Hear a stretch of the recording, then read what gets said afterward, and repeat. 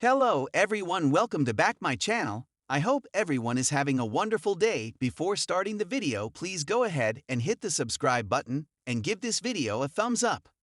General Hospital recap for Friday, April 4 reveals a lot happened in Port Charles today. If you missed today's show, no worries, CTS has a full overview of everything that went down. Trina Robinson, Tabiana Ali, and Kai Taylor, Jen's Austin Astrup, are talking about the possibility of him going through a surgery that would allow him to play football again. Trina takes a hard line against anything suggested by Drew Kane, Cameron Matheson, and states the obvious.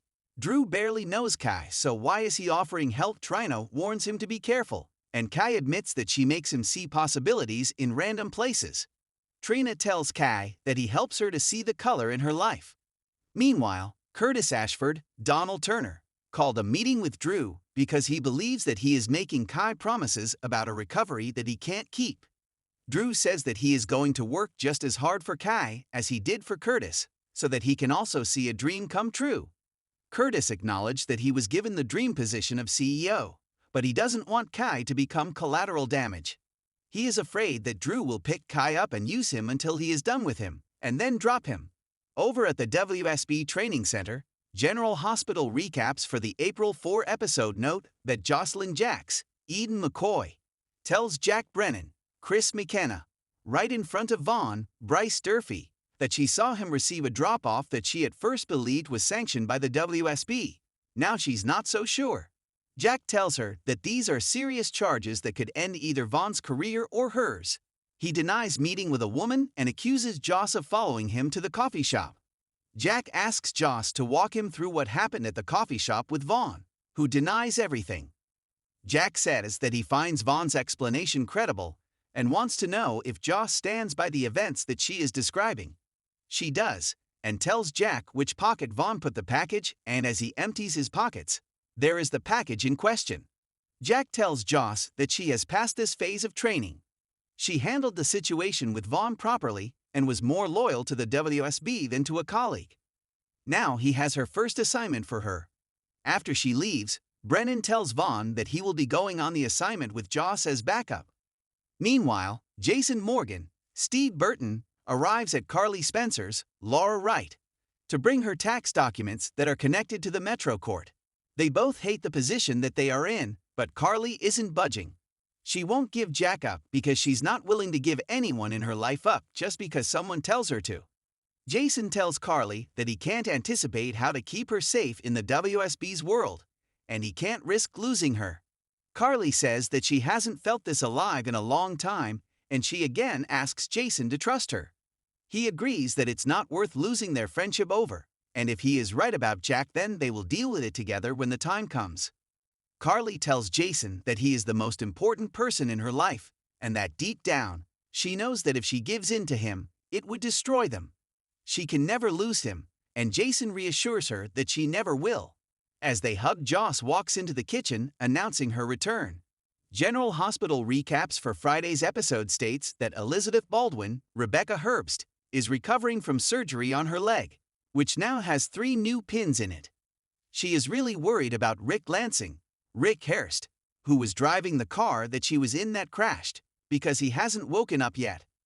Lucky Spencer, Jonathan Jackson, arrives with some things for Liz, and she tells him that she is realizing that this is going to be a long recovery. He promises to help her and insists that she start asking for help. As they talk, a nurse comes in and tells her that Rick has woken up. Christina Corinthos Davis, Kate Mancy, is in the chapel apologizing for doing bad things and praying for Rick when Molly Lansing Davis, Kristen Vaganos, and Alexis Davis, Nancy Lee Grahan, arrive.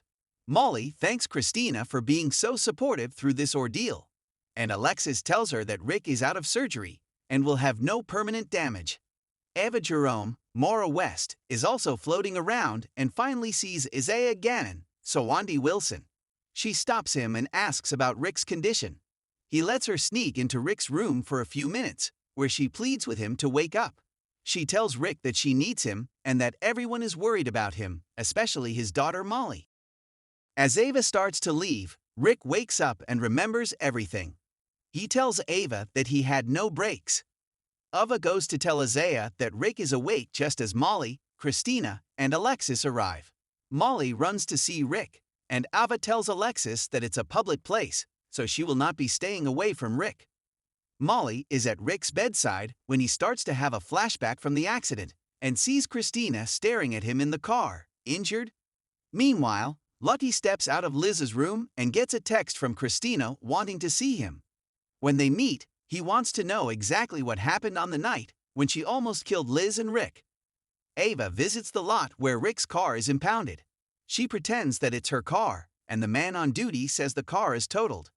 She then asks him to take a look to see if there is something from the manufacturer that could be faulty, and the man agrees. When he returns, he tells her that the brake lines on the car have been cut. Friday's General Hospital episode was an emotional roller coaster with dramatic twists, long-awaited reveals, and a gut-wrenching goodbye. Port Charles rarely has a quiet day, and today was no exception. The hospital halls were buzzing with hope and heartbreak. As memories returned, secrets unraveled, and friendships were put to the test. Rick wakes up, and he remembers something important. After hovering between life and death for days, Rick Lansing finally opened his eyes at General Hospital. His return from the brink stirred both relief and tension. Elizabeth was the first to see him stir, her eyes welling up as she whispered his name. "Rick, can you hear me?" she asked, her voice trembling. He blinked slowly, trying to make sense of where he was.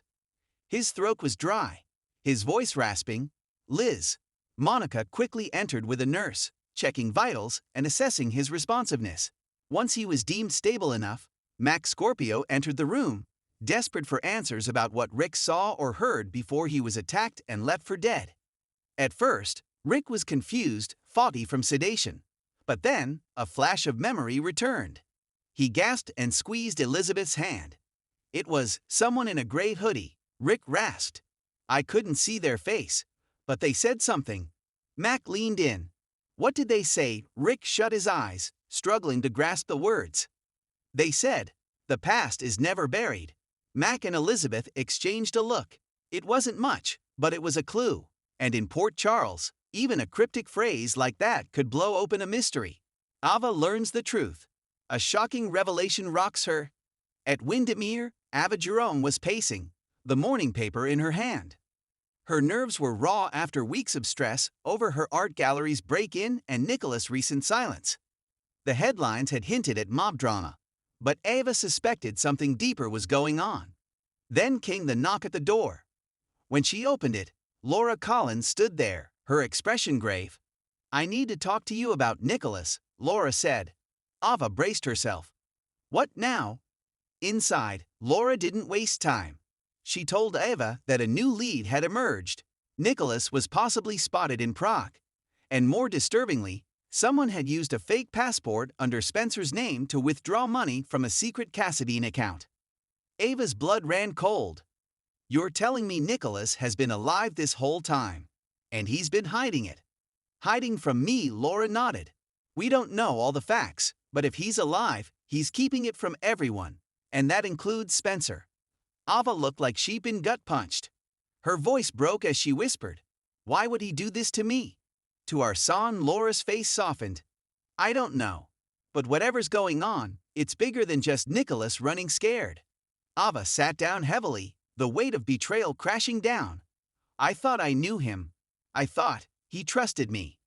Carly and Jason, an emotional goodbye. Over at Sunny's old penthouse, Carly Spencer stood with Jason Morgan, the silence between them loaded with memories. She had just told him that she was taking Donna and leaving town for a while. She needed space. Not from Jason, but from the chaos, from the danger, from the ghosts. "I need to breathe, Jace," Carly said softly. "Just for a little while. For Donna's sake. For mine." Jason stood still, his blue eyes clouded with emotion. "You don't need to explain. I get it." But that only made it harder. Carly stepped forward, tears in her eyes. "You've always been here, even when I didn't deserve you, and I know you'll still be here when I get back." Jason nodded, swallowing hard. "Always." She reached out and pulled him into a hug, fierce and trembling. They held on to each other like two souls who had weathered too many storms together. "I love you," Carly whispered. "I love you too," Jason murmured, his voice thick. As she pulled away, Carly gave him a weak smile. "Keep your promise, okay? Don't get yourself killed while I'm gone." Old Jason managed a half smile. "No promises, but I'll try." As Carly left, Jason stood alone, staring at the door long after it closed. And for the first time in a long while, a tear slid down his cheek. Trina and Joss, sisters in arms. Meanwhile, Trina Robinson and Jocelyn Jacks were at Kelly's, decompressing after a chaotic week. Joss was still recovering from the hostage situation at the gallery, while Trina couldn't shake the feeling that someone had been watching her lately. "You don't think it's connected to your dad, do you?" Joss asked, sipping her coffee. Trina hesitated. "I don't know. Ever since that guy showed up asking about Curtis, I've had this weird feeling. Like I'm being followed." Joss looked serious. "You need to tell someone. Taggart or Jordan, I already did. They're looking into it." Joss reached across the table. "You're not alone, okay? Whatever this is, we'll face it together." Trina smiled faintly. "Thanks, I don't know what I'd do without you." Anna and Valentine. The ice between them melts. At the Metro Court, Anna Devane ran into Valentine Cassadine unexpectedly. Their relationship had been strained ever since the pikeman mess exploded and Charlotte was drawn into danger. "I didn't expect to see you here," Anna said cautiously. "I live here," Valentine replied dryly. She nodded. "Right." There was a pause, heavy and awkward. Then Anna took a step closer. "I heard about Charlotte's counseling sessions. I'm glad she's opening up." Valentine softened. "She's trying. It's not easy, I know," Anna said quietly. "I want to be there for her, if that's still okay." He met her eyes, and something shifted. "Of course it is, it wasn't a reconciliation. Not yet. But it was a start." Closing moments, twists and cliffhangers. Back at the hospital, Mac handed Rick a notepad and asked him to write down anything else he remembered. As Rick's hand trembled over the paper, he suddenly froze. "There was a tattoo," he said, voice trembling. "Snake. On the wrist." Mac's expression hardened. "I've seen that before." In a dark alley, a figure in a gray hoodie watched Trina from a distance. They pulled out a phone and whispered, "She's still asking questions." Ava returned to the gallery and found a small package on her desk. Inside was a black chess piece, the king, and a note. "Checkmate is coming." Jason sat at the bar at the Savoy, alone, until Diane appeared, sliding into the seat next to him. "She's not the only one who needs you, you know." Carly's car pulled away from Port Charles, but as she glanced in the rearview mirror, her eyes widened. A black SUV had been following her since she left the interstate. Next week on General Hospital. Secret spill. Rick remembers more. Ava goes on the hunt. Trina gets too close to the truth, and Jason makes a dangerous decision he may not come back from. Port Charles is heating up, and nobody is safe. Let me know if you'd like a sneak peek or a preview for Monday's episode. Thanks for watching this video, and please subscribe our GH News 24 YouTube channel for more update news.